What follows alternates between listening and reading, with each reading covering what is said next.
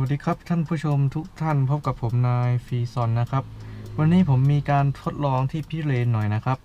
ก็คือการเข้าเกียร์ค้างไว้แล้วสตาร์ทจะเป็นอย่างไรนะครับเบรกมือเอาลงนะครับถ้าผมเหยียบคลัตช์เนี่ยรถไหลถอยหลังเลยนะ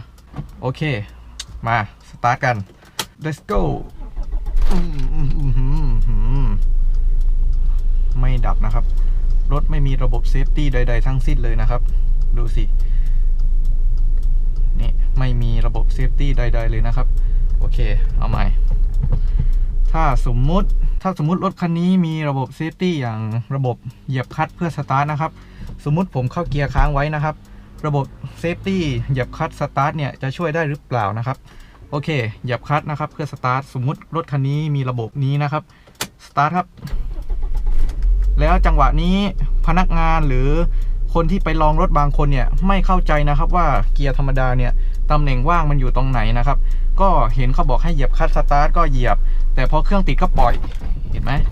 ถ้าเป็นเครื่องดีเซลเนี่ยที่มีทอร์กเยอะๆเนี่ยรถอาจจะพุ่งหรือถ้าเป็นในโชว์รูมที่เห็นกันออกข่าวเนี่ยก็คือพุ่งทะลุโชว์รูมกระแทกกระจกแตกแล้วก็ออกไปชนรถข้างนอกนะครับอันนี้ก็เรื่องใหญ่เลยนะครับ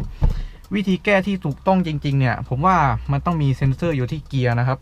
สมมติเกียร์ค้างอยู่ที่ตำแหน่งเกียร์1ก็คือสตาร์ทไม่ได้นะครับไม่ว่าจะเหยียบคลัตช์เหยียบเบรกหรือเหยียบคันเร่งเนี่ย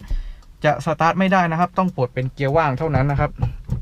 ต้องเป็นระบบนี้นะครับผมว่าไอ้ระบบเหยียบคลัตช์สตาร์ทเนี่ยผมว่า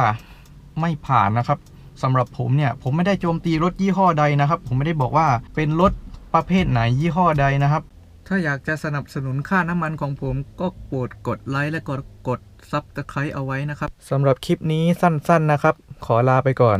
บ๊ายบาย